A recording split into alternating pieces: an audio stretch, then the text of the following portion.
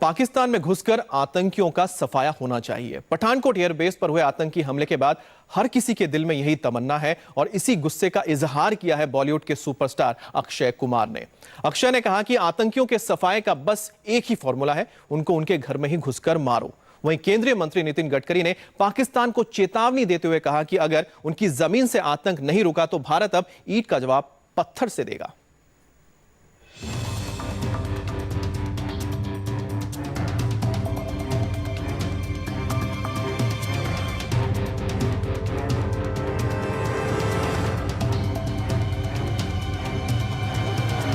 इसका एक ही फॉर्मूला हो सकता है कि भैया अंदर घुस के मारो।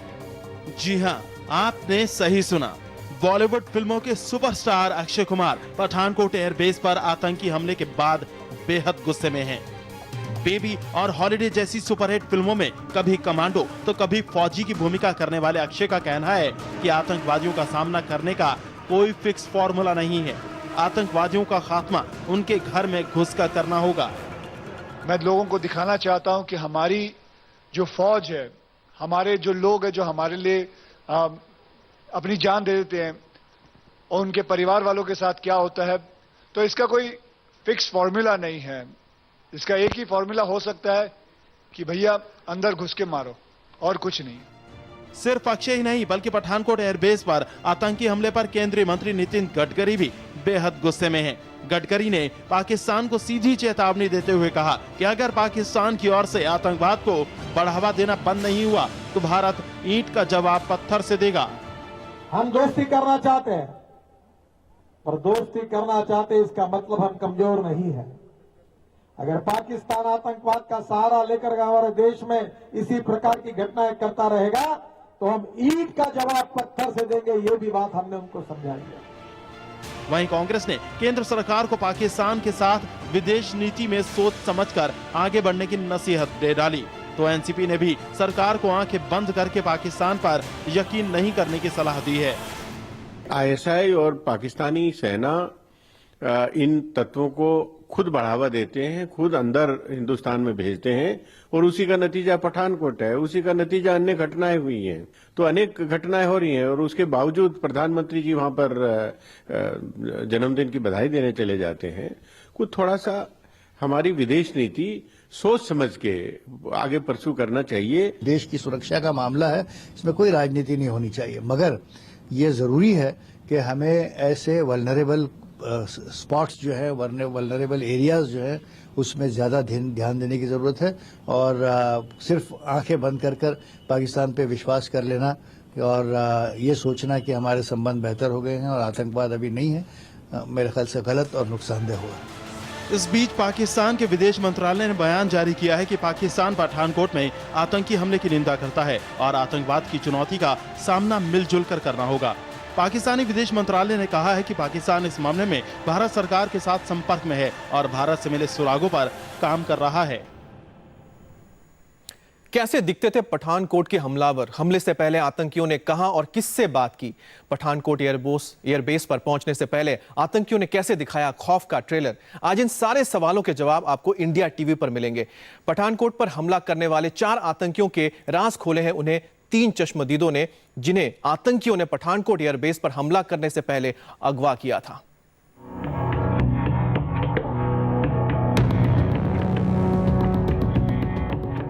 छोटी छोटी एज के लड़के थे, इन बिटवीन 18 to 22, इतना ही उनका होगा। नाम राजेश वर्मा, ज्वेलर और गुरदासपुर के एसपी के दोस्त।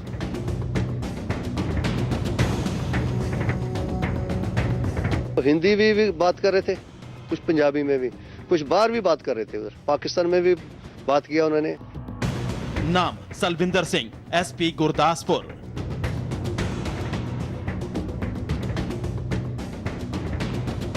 साहब ਨੂੰ ਅੱਗੋਂ ਚੁੱਕ ਕੇ ਮੇਰੇ ਵਾਲੀ ਸੀਟ ਦੇ ਉੱਤੇ ਸੁੱਟ ਦਿੱਤਾ ਪਿੱਛੇ। ਇਸ ਤਰ੍ਹਾਂ ਮੇਰੇ ਉੱਪਰ ਇੱਕ ਬੰਦਾ ਬੈਠ ਗਿਆ, ਇੱਕ ਬੰਦਾ ਸਾਹਬ ਦੇ ਉੱਪਰ बैठ गया। नाम मदन गोपाल, एसपी का रसोइया। ये तीनों वो लोग हैं जिनका सामना पठानकोट में हमला करने आए आतंकियों से सबसे पहले हुआ था। पठानकोट में एयरबेस पर हमले से पहले आतंकियों ने 31 दिसंबर को गुरदासपुर के एसपी सलविंदर सिंह को गाड़ी समेत अगवा किया, तो उस वक्त गाड़ी में एसपी के अलावा उनका कुक मदन गोपाल और दोस्त राजेश वर्मा भी मौजूद थे। पठानकोट एयरबेस पर हमले से पहले 4 आतंकियों ने एसपी और उनके साथ मौजूद 2 लोगों को आतंक का ऐसा ट्रेलर दिखाया कि तीनों की जान पर बनाई।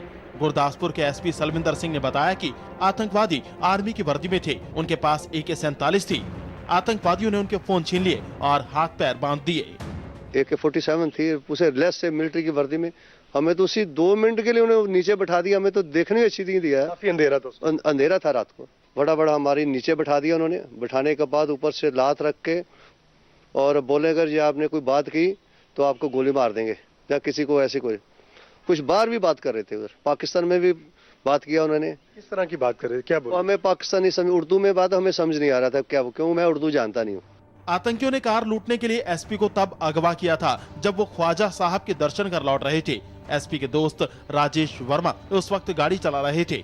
आतंकियों ने कार लूटने के कुछ देर बाद एसपी और उनके रसोइये को तो हाथ पैर और उनके हाथों पर पट्टी बांधकर कार से नीचे फेंक दिया, लेकिन राजेश वर्मा का गला काट दिया और मरा समझकर उन्हें कार में ही लेकर वो पंजाब की सड़कों पर घूमते रहे। टारगेट की बात कर रहे थे और आपस में बातें कर रहे थे, कोई कमांडर से बात कर रहे थे और मेरे को तो क्या बताएं, गन पॉइंट पे था मैं। और एयरफोर्स की बात कर रहे थे, बोला था अभी अफसल गुरु को फांसी दी थी, बस उसी से बदला लेने हम आए। एसपी सलविंदर सिंह और उनका कुक मदन गोपाल 40 मिनट तक आतंकियों के कब्जे में रहे, जबकि राजेश वर्मा 4.5 घंटे तक साक्षात मौत की गोद में बैठे रहे। पाकिस्तान में बैठे अपने आकाओं से आदेश मिलने के बाद आतंकी एसपी को मारने दोबारा आए थे, लेकिन वो नहीं मिले। जब उन्होंने अपने कमांडर से बोला भी ये DSP की गाड़ी है, तो वहां से उसने बोला उसको दोबारा लेकर आओ। हम वहां से उन्होंने दोबारा गाड़ी में गए, वहां पे 2 जने उतरे, उनको ढूंढा लेकिन वो मिले नहीं, शायद भाग गए होंगे, जहाँ कहीं छिपे होंगे। तो जब मेरे को गला उन्होंने काटा तो यही बोला भी आपने हमारे साथ धोखा किया है। किस्मत से ही ये तीनों बच पाए, जिसके कारण वक्त रहते खुफिया एजेंसियों को आतंकी साजिश का पता लग गया और बड़ा नुकसान होने से बच गया। Jagdeep Sandhu, India TV, Chandigarh.